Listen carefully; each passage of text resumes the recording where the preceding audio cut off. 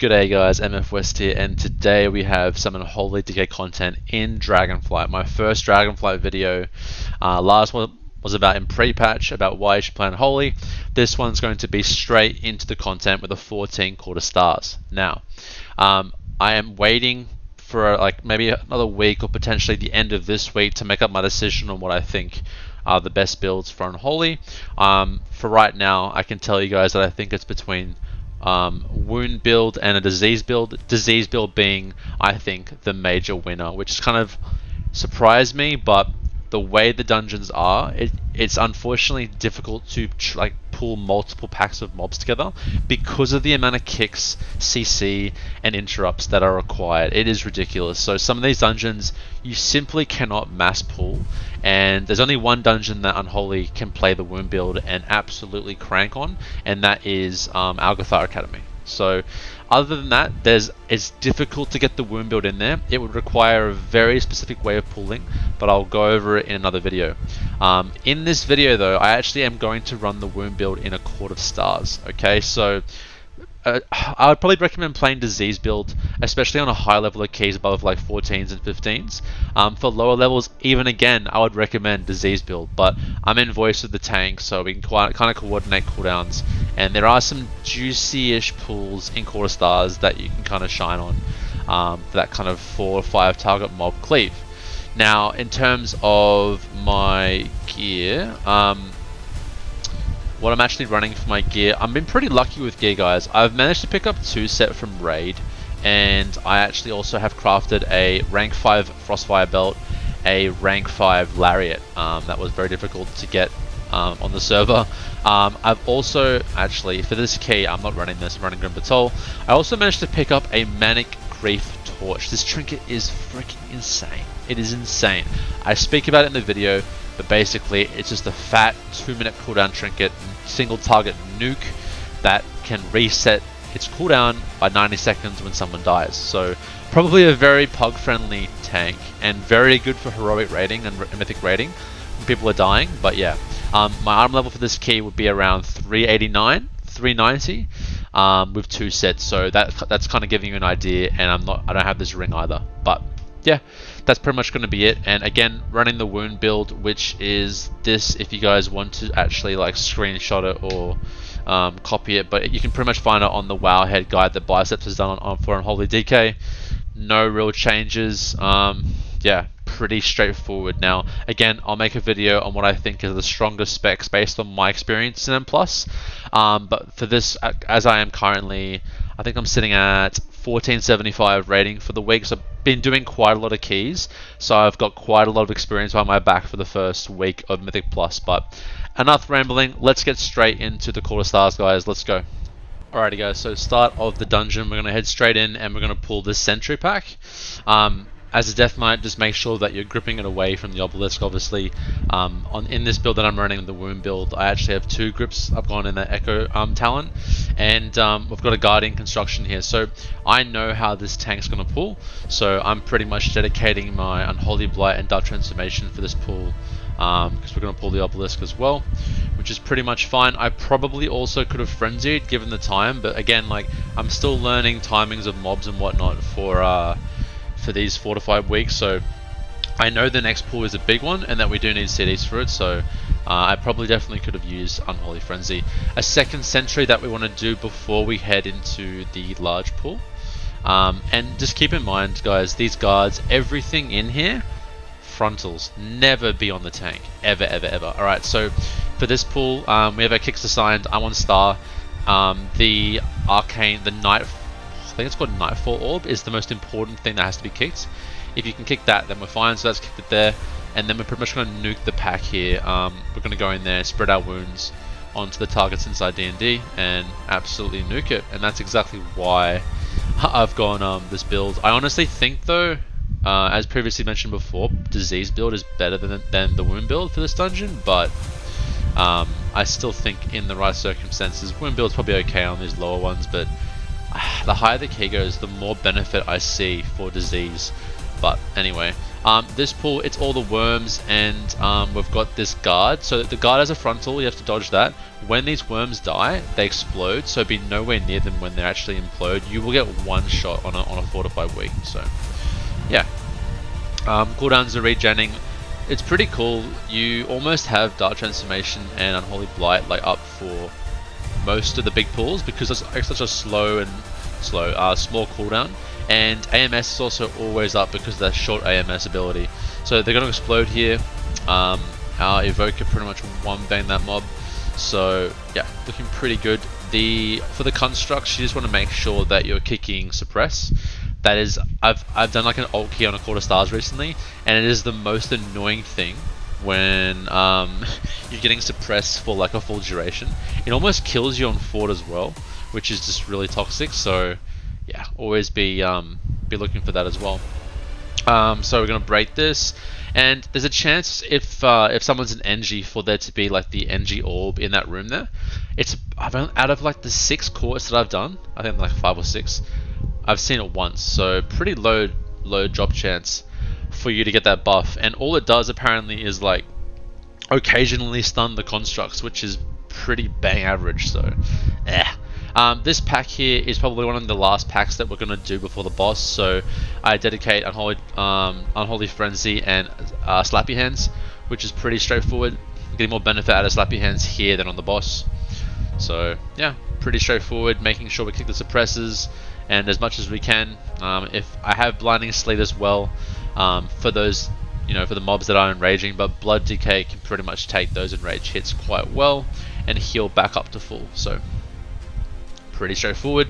After we do this, our rogue's going to go smash the other obelisks. I believe he got caught while he was doing it, so we're going to try and res him up and then break down those other obelisks and start the boss. So we have someone that was alchemist, I'm pretty sure, so they've poisoned the potion, so when the boss hits 20%, I want to say, he's going to basically die.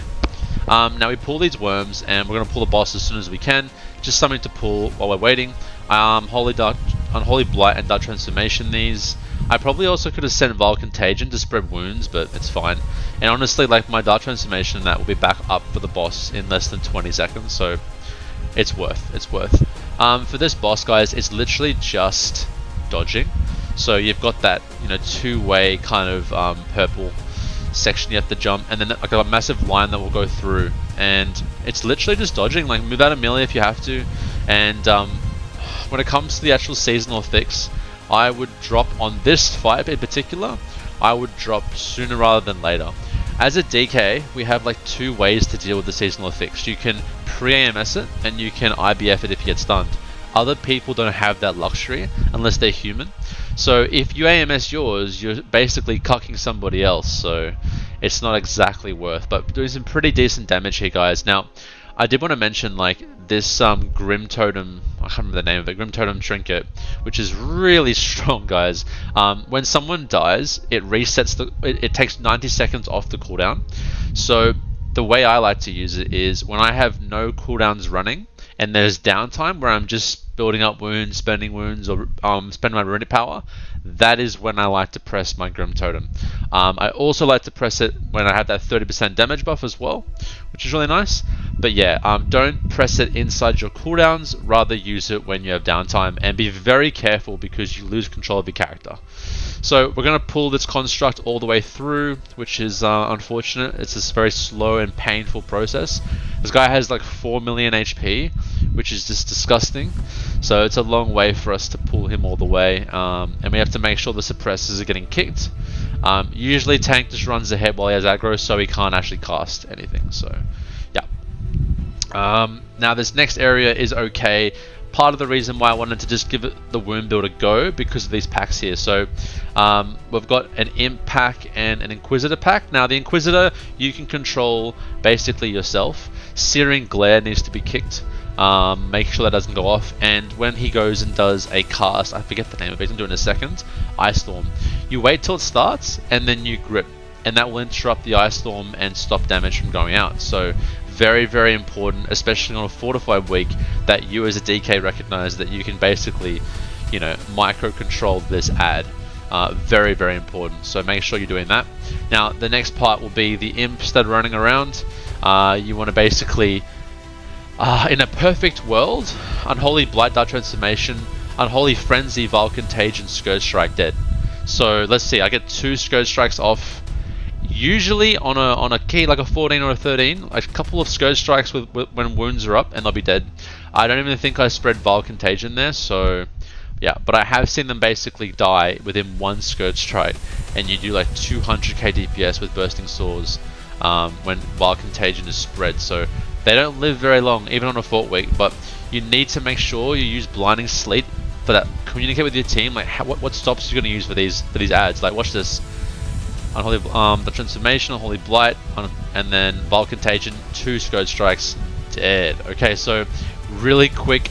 Every global there is important because you don't want to let them get a cast off. I also just threw my blind in case they got one of the cast off, because I'm pretty sure if 2 or 3 of them get their cast off, then someone's gonna die, and that thing will go through your AMS instantly, really quick. So yeah, again, these mobs are pretty easy. Now there's all these little things that each class can do. It's not really that important, to be honest. I guess they are. Each of them like 5% crit, 5% haste. I honestly forget all of the different like small gimmicky things that are in the Quarter Stars, like this section, but I know there's one for DK, I know there's one for certain different professions and different races and whatnot, but for the most part, I'll have to kind of remember them as the season goes along, but it's fine. And it does stack up because it makes the last boss that much easier. And you definitely need it on a fortified week for sure. So, this, what's her name? Immaculata. They've kind of changed the spell effects on her. She just does like a Whirling Bladestorm. It's pretty much a one-shot on a fortified week, so I wouldn't mess around with standing in that. Perfectly fine. You know, throw your cooldowns when you need to. Now, for the enforcers, you have the ability to AMS the cast, so the tank will usually pull them to like a corner, so that they can actually just line the actual dot, because the dot on fortified hits really hard. I wouldn't even take that shot on a Tyrant. You as a DK can AMS the application of the dot and not get it on at all. You can pretty much do it for every second or third one, I think it will be. But yeah, just help your healer out. Don't get hit by that, especially when it enrages. And yeah, throw CDs at it. And yeah, pretty much you want to be throwing all your CDs on cooldown here until, like, you know, when you get to like the last bodyguard for the boss, and then probably save your cooldowns for boss, especially Vile Contagion, because you're going to need it. Yeah, Balgar, he's pretty chill. He does one cast and you want to kick it. Very straightforward. He does this thing called Impending Doom as well. You want to be spreading out and staying away from people. Don't stack on other melee with it because it ticks pretty hard. Yeah, very straightforward boss. Mini boss. And yeah, that's pretty much it. There's only one more bodyguard left, so I'm probably going to throw my 1 and 2 minutes here into this guy. And that will be it, literally. So yeah, pretty good. You can make up some time here. Just how fast you're killing these elite mobs. So classes that have really good priority damage are going to do very well. This guy's changed a bit. They completely changed this guy. So he used to just do his frontal, and now he does like this leap thing on like either the nearest or furthest away range player. And when he lands, he does a frontal. So you cannot be standing near the front of that. I think that is an easy one shot on a fortified week. So pretty straightforward stuff, guys. Just make sure you're never near that frontal, and he's straightforward. Yep. So I have all my cooldowns back here. I probably could have used now, because like I just need my cooldowns honestly to make sure those imps die on the boss. But yeah, he's down. We're like almost over halfway, and we're gonna go straight to boss. So we have Lust here available and Army. I honestly would probably just finesse Lust here, or you could save it for last boss, doesn't matter. But the imps are gonna spawn in 7 seconds, and what we're gonna do here is Unholy Frenzy, Rune Weapon, wait for the imps to spawn, instantly Vile Contagion, have D&D down, and spam Scourge Strike, and you're basically just going to nuke that first set of imps instantly. Boss is already at half HP. We're saving lost by the looks of it as well. So next set spawn, and you want to pump them as well as fast as possible. And you just want to make sure they're always clumped, everyone's stacked together, and you're moving as a group around the circle. And that's it. If you think the imps are going to get cast off, use your blind and kick to make sure they don't. Because if they do get cast off, that's when it gets really scary. And yeah, this thing dies within 3 rotations because it's fortified weak. So yeah, really straightforward. I'm going to skip that whole section, guys, on finding the clues, because who wants to watch that? Straight to the mini-boss, Gerenth the Vile. Now, he does 2 things. He does this kind of shadow bolt on everybody, and he spawns these ads, okay? So the ads have the same mechanics as Shadowlands' last seasonal fix. It's a hypnosis. If that cast goes off, that person dies. Done. Now, as a DK, you have like 3 stops. You have Asphyxiate if you talented it, Blind, and Pet Stun. Grip does not stop the cast on the Hypnosis bat, so yeah. On a fortified week, I would throw everything into this guy. Honestly, it's probably worth. I should have thrown my Slappy Hands and Room Weapon here as well, unless they just came off cooldown. It's just worth it. Like this boss is like almost as long as the actual boss, the last boss. So yes, the last boss is annoying, but that mini boss has a lot of HP. Okay, so this boss again, very, very easy. A little bit sus to use your trinket, but I do use it there right after he does the lines. I forget the mechanic name. But yeah, Slicing Maelstrom is the thing that hurts here, guys. As a DK to help your healer, after about 3 ticks of Slicing Maelstrom, on higher keys, on Tyrant especially, I would probably press Death Strike to push your health back up after 3 applications of that Slicing Maelstrom. The actual like lines on the ground will probably almost one-shot you as well, so you cannot get hit by them. Even on a fortified 14, I'm pretty sure that would kill me. So unfortunately, we stack our Quaking there, which is very unfortunate. I get a res and I'm back up. Good thing is when you die, I think it counts towards the trinket CD going down as well. So get to use my trinket twice in that fight. So we're all doing like 40k there, which is pretty nice. And that's it. Dodge lines, don't be in this Blade Surge, and pump. And make sure that you communicate with your healer when you want to be pressing your defensive CDs for the Slicing Maelstrom, because holy shit does it hurt. Eventually it really, really hurts. And that's the key, guys. Like, it's really a really straightforward key, a nice and short one for you guys to watch as well, nothing like 30 minutes or anything. It's nice that I can just cut up the video. So yeah, my gear's coming together. I've got 2 set as I mentioned before. Hopefully we can try and get 4 set by end of next reset. And yeah, plenty more videos going, guys. I've got lots of keys that I need to chop up and commentate for you guys, so please subscribe, give the video a thumbs up, and I will catch you guys on the next one. Peace, guys. See ya.